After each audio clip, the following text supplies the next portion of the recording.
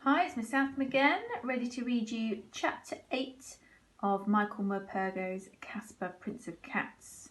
So, Chapter 8, Women and Children First. I never saw the iceberg, nor did any of us stokers, but we soon met one of the crew who was there when the ship struck and who had seen it all.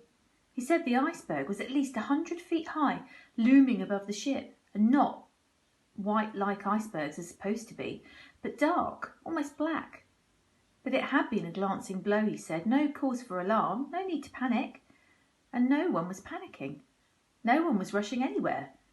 By now, more and more passengers were beginning to appear on deck to find out what was happening, just as we had. I saw a couple strolling by arm in arm. They looked completely unconcerned, as if they were simply taking in the air.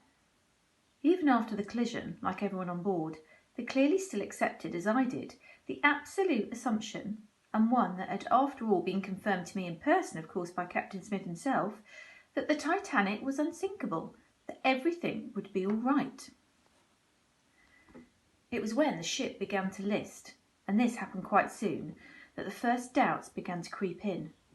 But only when I saw men and women gathering in numbers on deck and putting on their life preservers did I truly begin to understand the dreadful danger we were now in, and only then did I think of Lisbeth and Caspar in their stateroom on deck C. It took me a while to locate the right corridor, and when I did, I had some difficulty in finding my way to number 52. There was no time to stand on ceremony. I hammered on the door, yelling for them. A moment or two later, Mr. Stanton was standing there in front of me, his face grey with anxiety. He was fully dressed, with his life preserver already on, as were the rest of the family. They looked at me as if I'd come from another planet. I just blurted it out. I stowed away. That was all I said by way of explanation. There wasn't time for anything more, and now it didn't matter anyway. "Are we sinking?"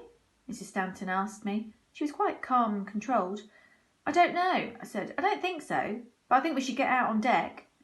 Mrs. Stanton was picking up a bag. "We must take nothing with us, my dear." Mr. Stanton spoke in a very gentle but firmly as he took it from her.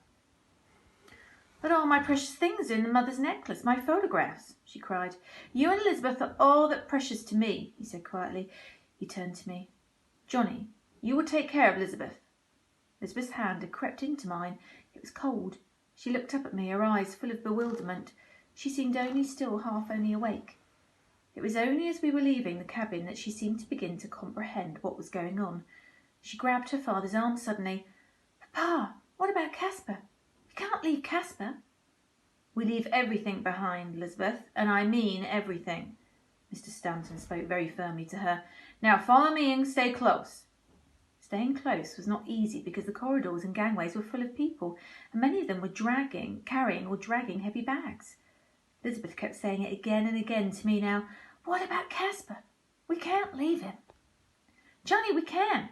Please. Oh, those people. They've got bags. They're carrying things. Please." She was trying to tug me back all the time, but I knew there was nothing I could say to comfort her.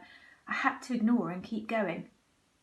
As we got up on the boat deck and out into the cold air, I realised that the ship was listing noticeably more severely than before. I saw dozens of post bags being piled up on deck and abandoned luggage everywhere. Boats were being lowered away and the band was playing. Everywhere people were gathering in small groups, huddling together against the cold, some with blankets round their shoulders. A few were praying aloud, but most stood in silence, waiting patiently. I recognised Mr. Lightoller, the officer we'd seen in the captain's cabin, going about the deck, organising, spreading calm as he went, and explaining to everyone that it would be women and children first. Then when all the women and children were safely away in the lifeboats, then the men could leave. When he turned to Mrs. Stanton and told her it was her turn to get into one of the lifeboats, she clung to her husband and refused. "I won't leave my family," she said. "We belong together, and if God's will, then we'll die together." Mr. Stanton took her gently by the shoulders, and looking deeply into her eyes, he spoke to her very softly, almost in a whisper. "You will take Elizabeth, my dear.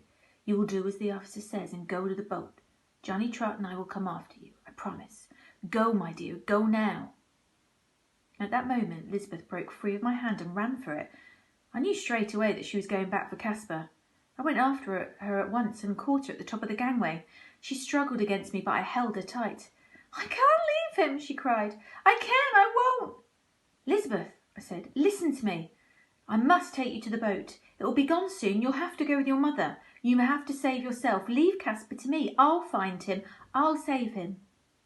She looked up at me, her eyes full of sudden hope. "You promise me?" "I promise," I told her. "And you, Johnny, what will happen to you?" "I'll be all right. There's plenty of boats," I said. When we got back to the railings, the lifeboat was nearly full and almost ready to launch, but I could see the crew were having the greatest difficulty in lowering it. With the help of Mr. Stanton and a sailor, we helped Lisbeth and her mother into the boat, but still the boat could not be lowered. One of the crew was slicing away at the rope with his knife, cursing as he did so, and cursing even louder when he dropped his knife into the sea below. There were several lifeboats in the water already and rowing away from the Titanic. I glanced towards the stern and saw it was a great deal higher than it had been before. I could feel the great ship settling over lower into the sea. I caught Lisbeth's eye then. She was willing me to do it, and to do it now. I knew that if I left it any longer it may be well too late. I would show her there and then that I meant to keep my promise if I could. I turned to Mr. Stanton beside me. "I'm going for Caspar," I said. "I shan't be long." He shouted after me to come back, but I ignored him. By now the decks were crowded with men, all of them corralled by the crew, who had made a human cordon to keep them back as the last of the women and children were being helped into the